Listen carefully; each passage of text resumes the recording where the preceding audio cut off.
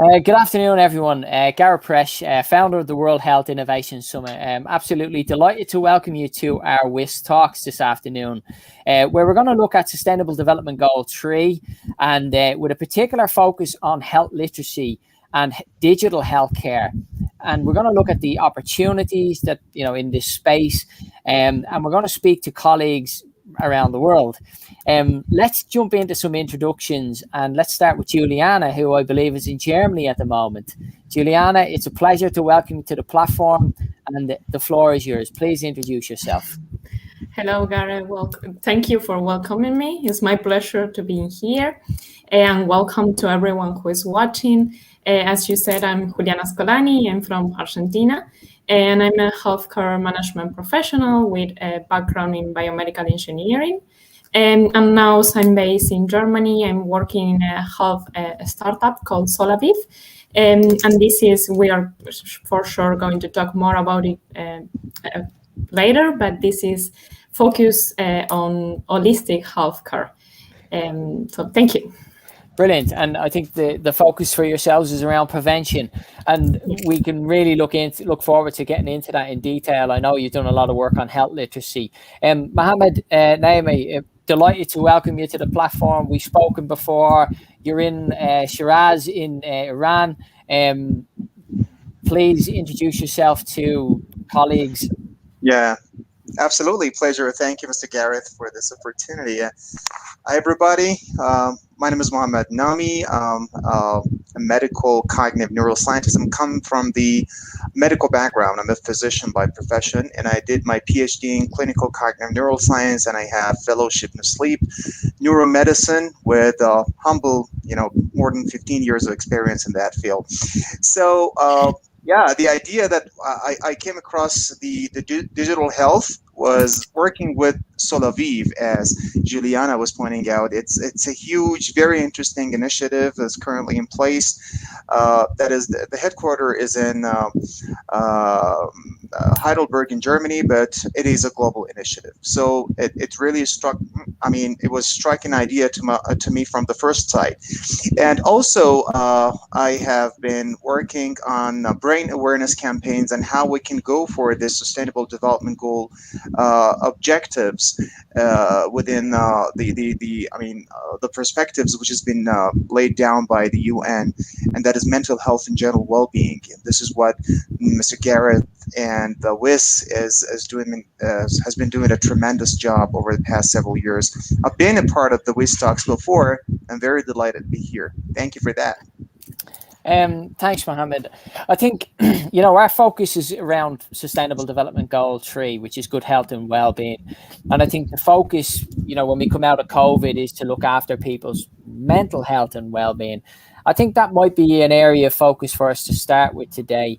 And maybe, Juliana, from your perspective, the work you're doing with Solaviv, mental health and well-being, and looking at digital tools, perhaps you have an insight into what you're actually currently working on, and you could give us an insight into what the future will look like in terms of providing mental health and well-being. And then we come to Mohammed, and from a clinical perspective, how good are these digital technology tools that are developing? Can they actually do what they say? So, Juliana, firstly to yourself. Thank you, Gareth. Yeah, so I think that when we talk about mental health and more for COVID initiatives, the first point that we need to talk when we refer to prevention is how digital intervention can help people with self-awareness. So self-awareness is a very, very important point for mental health interventions, helping people to understand how different coping mechanism works, and how to, for example, identify when a condition or a symptoms are reaching a threshold, and then they need to ask for help. So self-awareness in mental health is the focus that we are having, and we are helping the users to understand what they are feeling, to understand the emotions, to understand what are the better ways to cope. And I would like to cite in this point, there was a 2020 intervention in Australia showing that young people thinks that the best mechanism to cope with stress, for example, is avoiding. And then all the healthcare professionals are saying, no, when you avoid what you feel or when you avoid these stressful situations, then you are more at risk of having signs of depression or anxiety. So this shows how we can help people to identify what is happening to them. And I think that prevention is there. So Mohammed, from your perspective as a physician, mental health and well-being, also from a cognitive perspective, from a neurological perspective, these digital tools that are coming out onto the market, because they're two a penny, they're everywhere, so everyone's offering mental health and well-being solutions from a digital application, for example. How valuable are they? Do they work? I'd really like to, from your perspective, from a clinical perspective, do you think there's opportunities in this space? And of course, they have to be evidence-based. Absolutely. So yeah, they work and they don't work. So it depends on how we're going to approach those kind of digital platforms, at which institution or academy is bringing up those platforms for the use of the public. And is that, as you pointed out, is that pretty much evidence-based, or how we're going to get the best out of this, how we are going to utilize those digital platforms. And this is all depending on the level of understanding and the level of digital health literacy, or health literacy in general. So before tapping into that in more details, perhaps that would be a good idea to first recapitulate the meaning of the word health literacy. We know about the meaning of the word health, no doubt about it. But what is literacy?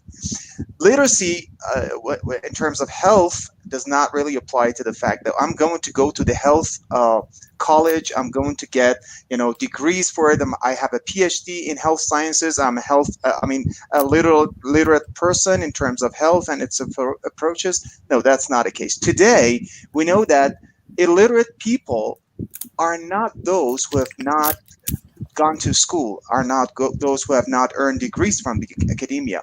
Illiterate people are those who are not able to learn, unlearn, and relearn. So because we are just going to update a level of understanding and our insights, more important than the knowledge, we got to be helping ourselves with a better insight, how to use the ever-growing technologies, how to use the adaptable technologies and neuroadaptive technologies. I mean, something that they are in the space. So how that is going to be used for the betterment of the society. We have the complexity, and also we have the demand, the system demand and complexity from one side. And then we have the individual, family, and community capacities from the other side. So these need to be considered in parallel. Based on that, people need to raise awareness at public level, how, why, when, and by whom these kind of digital platforms are going to be used. So not all the digital platforms that are being promoted for the mental health literacy or mental health solutions is valid, definitely. And we got to having open eyes to first the evidence-based nature of the information that they're providing. Is the platform going to be used for informing me, educating me, or persuading me? Okay, so if they're going to use the platform for any of these three purposes, that's fine. But if they're going to just make the platforms for misinformation, for acquiring some more followers, or yeah, exactly, making money out of this, so we need to be pretty cautious about that. So digital platforms are good and are detrimental from another perspective. So we need to, and they're super. I mean, they are excellent when they are applied in the correct way. They are going to make a huge positive impact on the level of the mental well-being and health literacy at the social global level. Yeah. And I think adding to that is that is why it's important to help users understanding what is critical media literacy. We cannot expect users not to have access to different kind of information. We read and experience health information all the time in our social media, in the television. So we need to really help our users to understand how to identify the better sources, how to identify those sources that are reliable, that are scientifically proved. We saw that before, digital literacy was an issue, like communities that didn't have access to different digital tools was an issue, but nowadays that's not the main issue anymore. The issue is that people has access to too much information, too many technologies. So we need to help them understanding how to consume all that information, I think. Yeah, it's that understanding process. And I suppose if we look in the context of COVID-19 as well, it's trying to get the misinformation. How do you identify something that is misinformation? How do you understand that this has come from a relevant source? As you say, I know in the UK, for example, there are bodies and those, there are actual platforms. Orca is an example, orca.co.uk. Yeah. Okay. They accredit, applications so that they are up to a certain standard. But I suppose in emerging and developing nations probably don't have those resources yet. And I suppose, people can be hoodwinked into, certain, shall we say, lines of information which may not be true. In saying that, but let's look at also from Juliana, you've been doing some work on health literacy as a formula. I've seen some of the work that you've been doing, really, really in depth. Can you give me an understanding of what it's like from a health literacy point of view, and what basically the understanding of the community? If you take 10 people and trying to articulate how they navigate a health system is very difficult, isn't it? It's a big problem. Yeah, totally. So I think that what is lacking in our health world is an easy and accessible tool to assess the health literacy of users. There are many different tools, but any of them help on understanding what a user really knows, understand, and comprehend. So I think that we as a community needs to go towards that goal, to having a really accessible tool that help us understanding how the users know about numeracy, about comprehension, and as I said, about critical media literacy. Because for example, for chronic disease management, it's super important that people understand numeracy information, that they understand how they need to use the medication, how many times per day, per week, and all that is numeric information that they need to understand. They need to understand the risk of not having the medication. They need to understand, for example, sugar blood measures. So all that is part of the numeracy that we need to learn how much the users know. So yeah, I would say that right now at Solaviv, we're also working on this measurement of health literacy for peoples to try to also assess where is the gap and how we can help with that gap. It's an enormous problem, isn't it, Mohammed? Like from a clinical point of view, you see patients all the time, and I mean there's such a misconception of public-private healthcare as well. In terms of, if you think, well, I'm paying for it, I should get top-notch quality service. It doesn't necessarily mean you will get top-notch quality service. And also the understanding of how academic teaching hospitals work. If you have a problem, where you should go to be treated, where you should be seen, having to navigate the health system from a health literacy point of view, and I mean understanding how you do that is a massive challenge, isn't it? And it's something that, I mean, it's got to take generations really before we start to, shall we say, empower people. Yeah, you bet you're right. The thing is, many people, when they are confronting their problems in terms of their health and their well-being, they're just going to get the best use of the available technologies, including this kind of handheld gadgets that we're always carrying with us. These are the things that makes us being a click away from trusted information, number 2, disinformation, and number 3, misinformation. So we got to be very cautious how we're going to utilize these devices, how we're going to utilize the network, the cyberspace, the internet. So to learn more about this, people got to be understanding about the key definitions of the whole essence and concepts like digital health and digital health literacy and health literacy in general. As you said, we got models for it.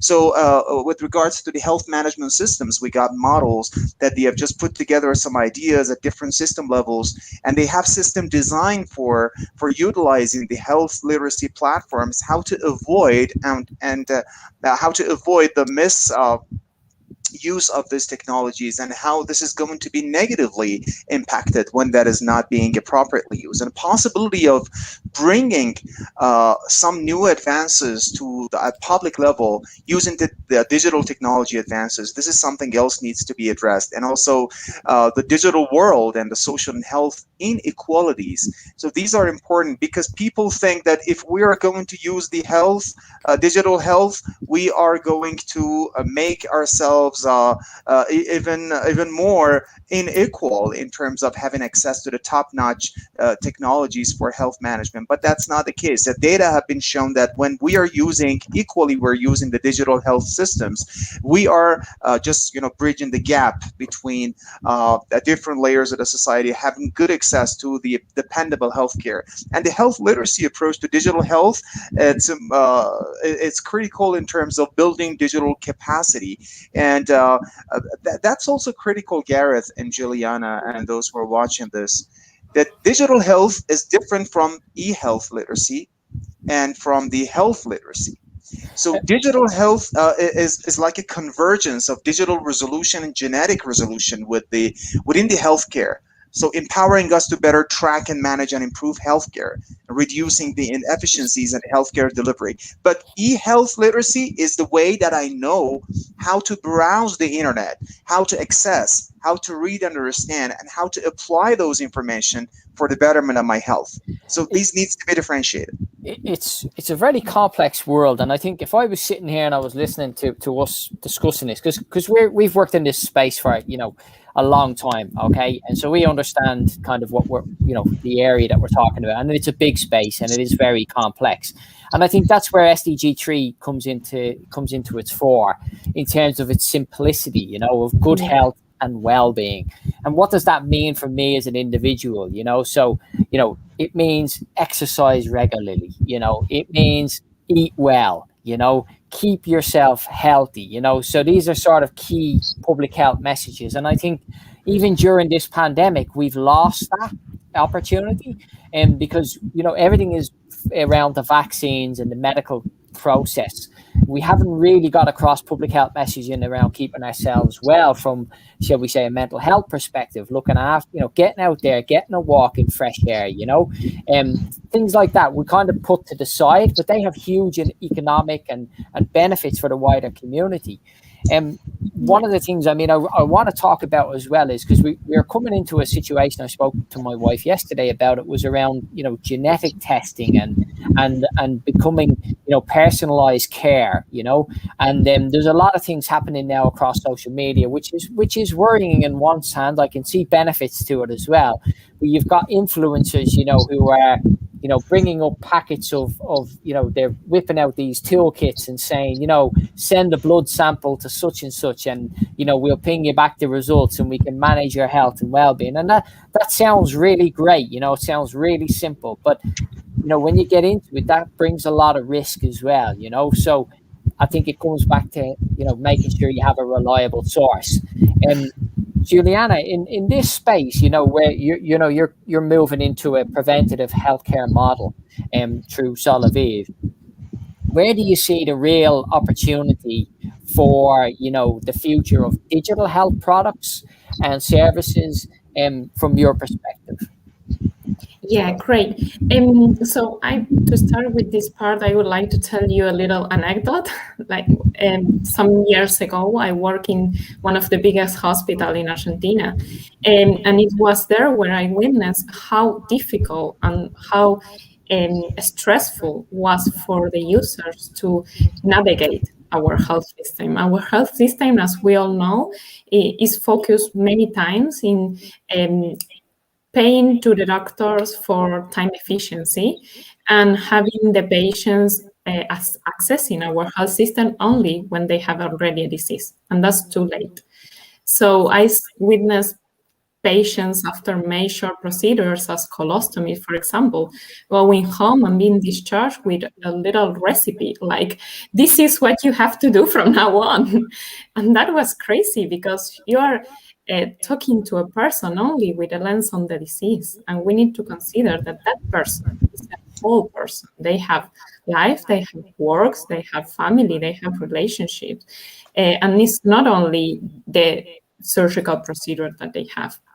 So I would say that after working there, we implemented a nice program, a very useful one, that only focused on helping the patient all the time. So we gave the patient a phone line available for them all the time. We gave them access to nurses to ask more questions, and to a general practitioner to really consider them as a whole person and helping them with medication, with more information. So this is already a digital innovation, and an easy one that doesn't involve many tools. But again, this is from the point of view of disease management. And what we are focused now is on preventative health. And I think there is also, we need to start listening to people. We need to start treating people as experts in their own health. We need to start thinking about collaborative models.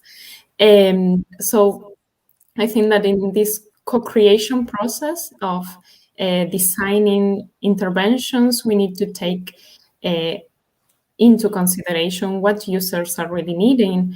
We need to perform different surveys all the time to see what they are interested in consuming, for example. And something else that I realized this last year, how important it is, that the groups that are designing and implementing different digital interventions need to be multicultural and with different background, because it's so important to realize that minorities in terms of religion, beliefs, political ideations, they are a lot of time not considered in the digital interventions, because they are not representing but the people who is designing these interventions. So, and also the linguistic barriers. We need to think about what are the languages that our users speak, how to create material in the languages that are needed. So I think that's the focus. Yeah, go ahead, Mohammed. Yeah. What I'm saying is that is pretty much making a very good sense, and holds true for the concept that we are not treating diseases. We are approaching the people, the human being, as a holistic being. All right. So that's why the Soloviv has pointed it like holistically. So this is the way that we are approaching the human being through different lenses. So by that, as Juliana beautifully indicated, we have the model, the conceptual model, but Juliana and the rest of the team knows better than most that we are applying this at different levels, both from the individual level and the population level. And we consider literacy information and how to educate the public, how to raise the awareness at public level, get them access, let them understand, help them appraise, help them apply those learned motive, and to just spread the idea, spread the word for the health information, and then to increase their knowledge, skill, motivation, and confidence. And by that, we're going to just put all these together in a way that we go for health promotion, disease prevention, and cure and care. So, and there are resources, definitely, opportunities and structures all over there. So the way that the Holistic Career Soloviv and many other, reputable platforms that they are pursuing the same goal throughout the world, they are approaching, is that they got to be taking into account different levels and different parameters, different variables and factors, including the health cost. How to help the people or the users or consumers of the health services to cut their costs and to go for cost utility in a favorable way. The health service use and also health behavior, health outcomes, the participation, how the person, the service recipient is going to kind of interact with the clinical care service providers, and the empowerment of the people. Most importantly, the equity and the sustainability. So these are the things that has already been well tapped into in a model, a conceptual model that holistically and I mean Solaviv and many other as I said, credible platforms out there, they are using this. That's important. And if I have time, maybe a bit later on, I will be very briefly touching on the clinical applications and how this is going to be applicable clinically for the advancement of the health literacy as well as the healthcare service access to the people, yes, no matter where they are.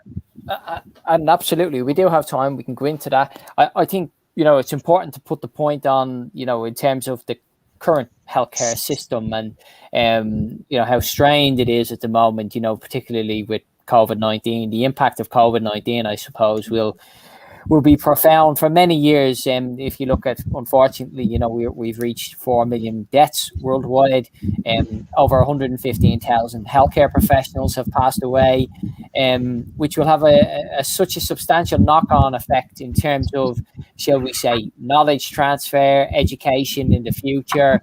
So that's going to have a profound effect. So digital tools will have to be used.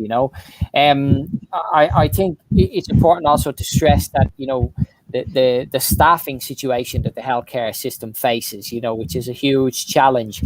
And I think if you look post-COVID, if you look at if you take nations who have in the past provided quite a lot of nurses around the world, Philippines, for example, I would envisage that they will invest to keep their nurses locally, and that it will become difficult to recruit nurses from abroad.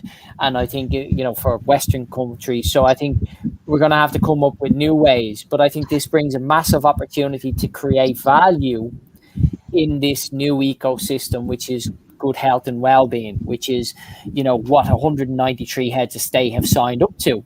And by 2030, I think that's important as well, that we have these targets. Mohammed, perhaps you could give us a bit of an insight into the clinical side of things, as you mentioned, just so that we can get an understanding of where you see that opportunity. Yeah, thank you for bringing that up again. From the clinical care perspective, we got to first know about the implications of telemedicine. So telemedicine is nowadays used for the remote exchange of data between an individual and the healthcare professional, like monitoring of heart failure, for example. Or in clinical practice, I see patients with epilepsy or sleep epilepsy, or many patients with a range of sleep disorders or cognitive affective disorders. So we use the telemedicine for the online consultations, day-to-day contact with the patients, the exchange of information and everything, to have a better way and a communication channel for the remote exchange of information, as I pointed out. This is one concept, telemedicine. But telehealth is something a little bit more, it's a trickier concept. Telehealth is like using the technology or adaptive technologies to remotely monitor the individual's biological data.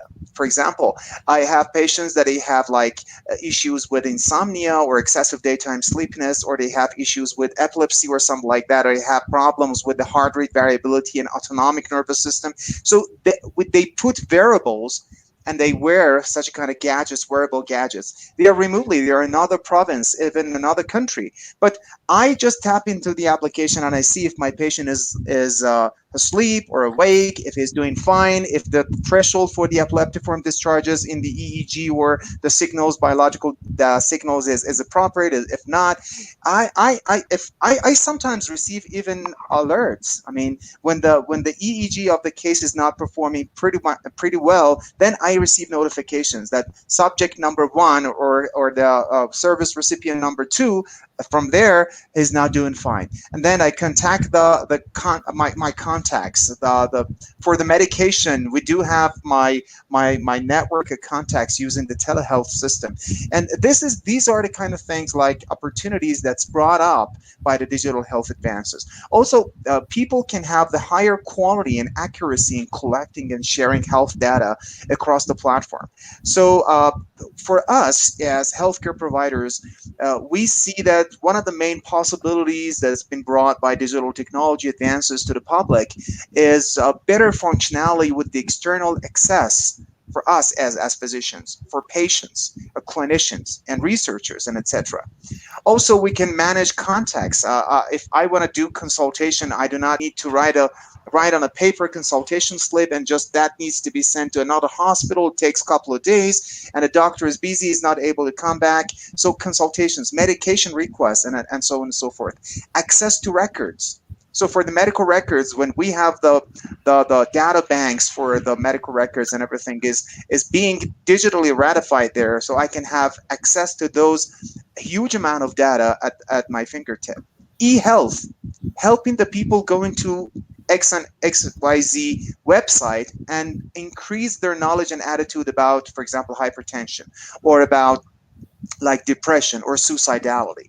Or mHealth, we have applications. For example, Holistically is an application. It's one of the examples of the mHealth or mobile health. So we're using this. As I said, the wearables like the activity trackers, like pulse monitoring or blood pressure monitoring or brain signal monitoring. And yeah, we need to just capitalize and to materialize on the infrastructures that we're now have literally entered to, which are the e-health, mHealth, and wearables for the prevention of the illnesses and promoting healthcare. So that is tantalizing, I guess, at many different levels. Yeah, absolutely. And I think we've had a comment there from Lance, and he I'll just bring it up so the bodies can see. Talking about the generation before mine relies on the daily news cycle to feel literate about health. This is often full of misinformation, and it doesn't apply to everyone's individual needs. What broader digital network would bring people to seek individual virtual coaching and get the help they need. Solaviv is creating it, and the gap we face is changing the paradigm of access.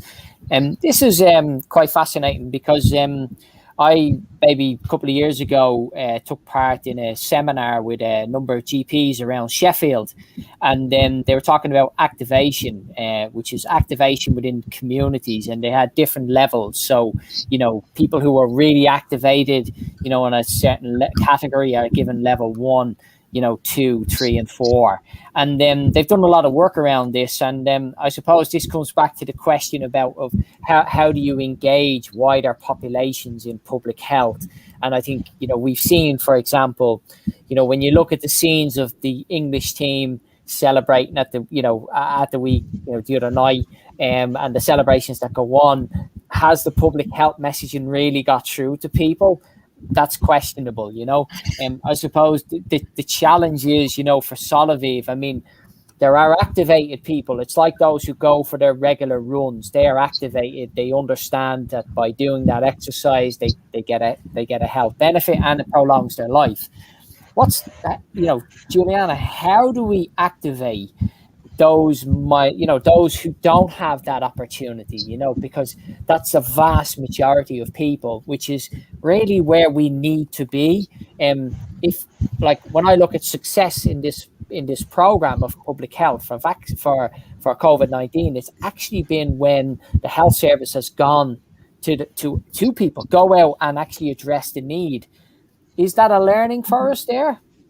Yeah, I think that first we need to remember that people don't need to be more distressed by the healthcare system. We don't need to give them more and more and more tools and information. People already have a lot there. So what people need is, and what we can do as healthcare specialists, we can awake their curiosity. So when people really understand, oh, look at this part of information, or look how important it could be for me to do a regular checkup with a practitioner, or how important could be for me to talk about this issue that I cannot solve with a coach, then people can really see that they have a need and they can address it. So I think that the key is not on keep sending a lot of information to user, but more like awakening them, letting them understand that they have a need, that they might have a room for some improvement in their health, and then when they are inside our network, we can help them. Okay, you already addressed this, but look at this. This is another aspect that you might work on. So I think the point is there, and also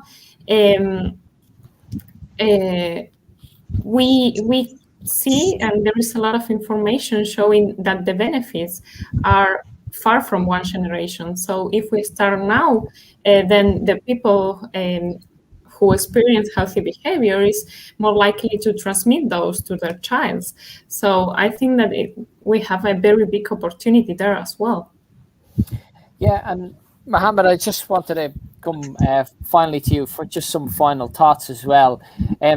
We speak about the opportunity. There's a digital divide as well. We have to understand that as well. Some areas of the world just don't have any broadband, for example, or 5G. It's we have good signal here at the moment, but so many people. We need to kind of look at ways and means that we can get public health messaging out there, and I suppose that needs a multi-sectoral approach, and kind of that's what we're trying to address with the WHIS platform and trying to bring all the sectors of society together.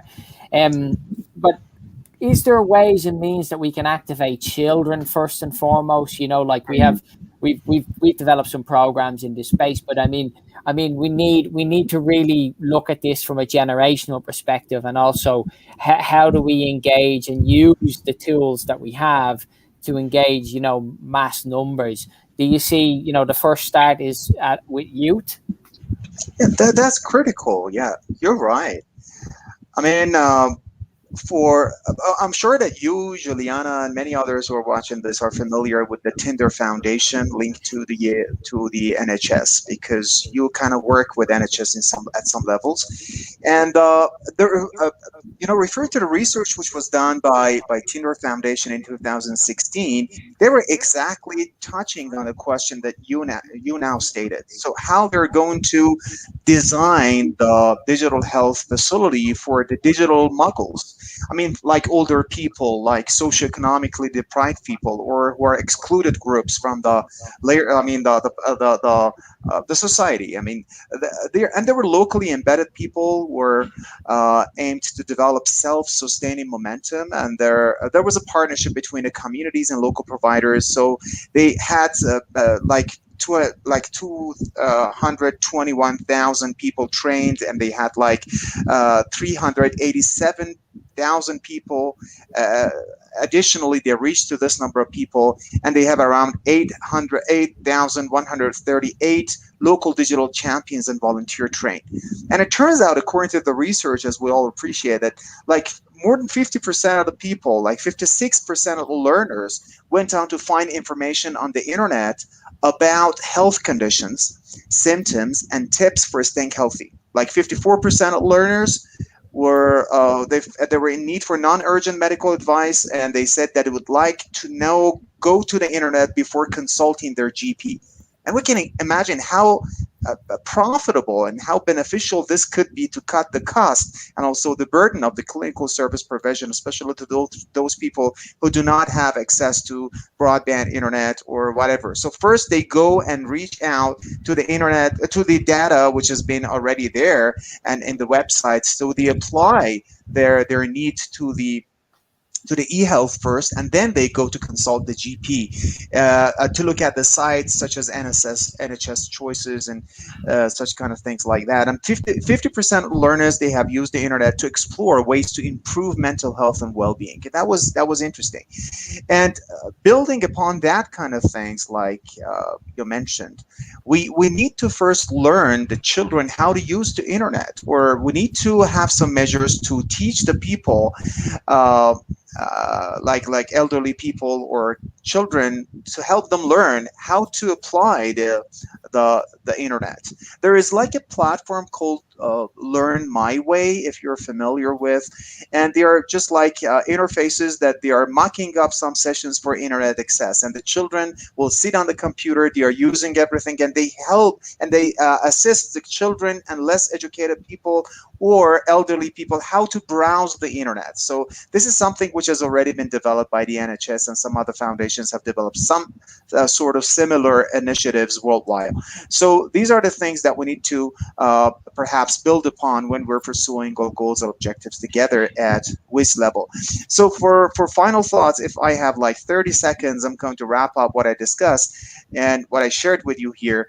And first and foremost is that digital technology, undoubtedly, it brings many potential benefits for health, especially for the prevention and treatment of the non-communicable diseases. So that's something definite, and we need to capitalize on that.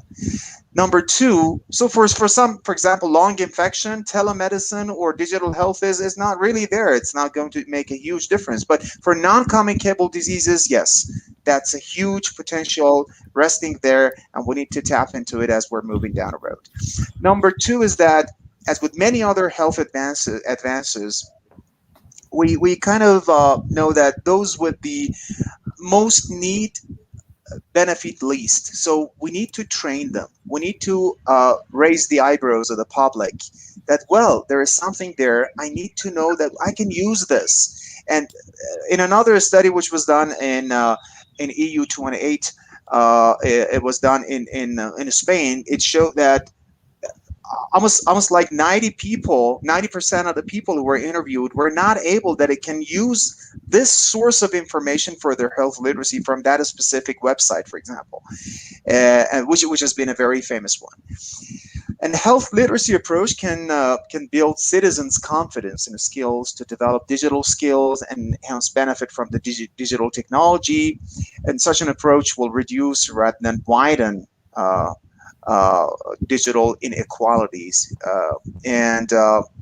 So question which arises at the end of this discussion perhaps might be, do we need a new definition for digital health literacy to capture the breadth of the concepts? Do we really understand what's meant by digital health? Do we need to extend our educational approaches and our endeavors to open the eyes of the public to the importance and significance of the matter? So we can talk about digital health for hours.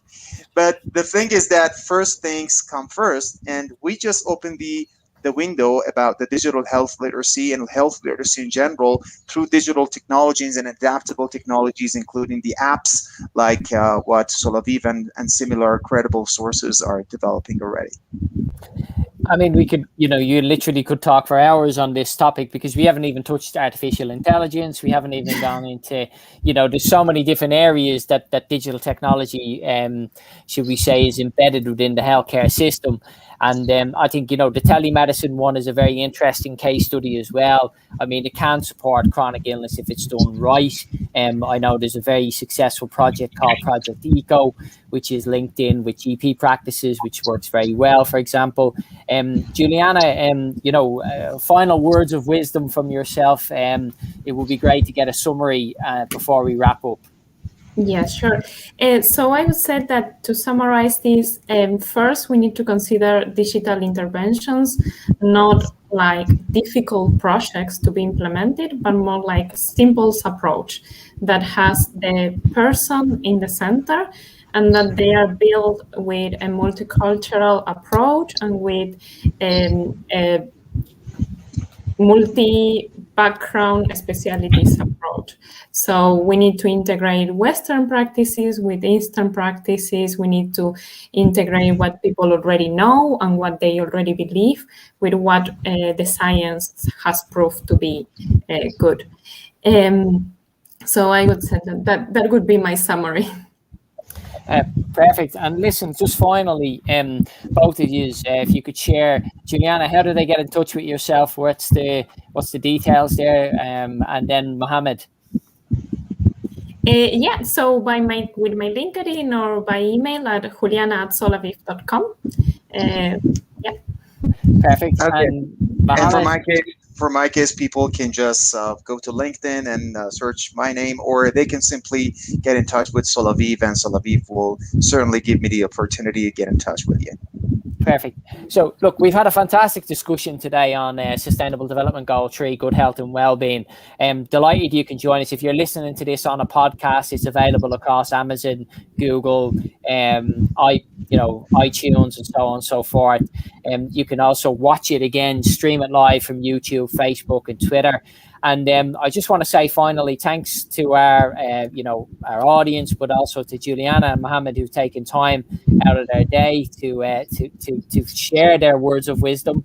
And we very much look forward to working with both in the future as we develop these solutions, work together, co-create, and bring these solutions to the market so that we can support good health and well-being across communities around the world. And if you have a question or you want to get in touch with us, do check out the website. It's www.whis.uk. And we'll close this session and just wish you all a fantastic Friday afternoon. And thanks, everyone, and goodbye. Thank you very much.